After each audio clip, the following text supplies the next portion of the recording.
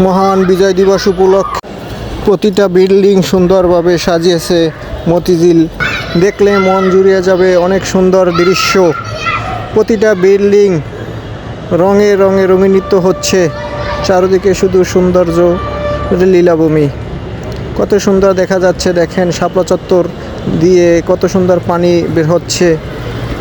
16ই December উপলক্ষে এই আলোকসজ্জার ব্যবস্থা করেছেন মতিঝিল কমার্শিয়াল এরিয়ায়। এটা হচ্ছে সিটি সেন্টারের সামনে বক চত্বর। দেখেন কত সুন্দর বিল্ডিং সাজিয়েছে রঙিন করে।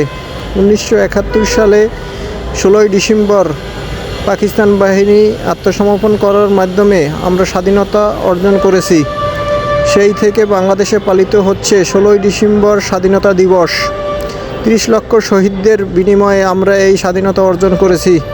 তাদের জন্য গভীর শ্রদ্ধাঞ্জলি জ্ঞাপন করছি সকল শহীদদের প্রতি।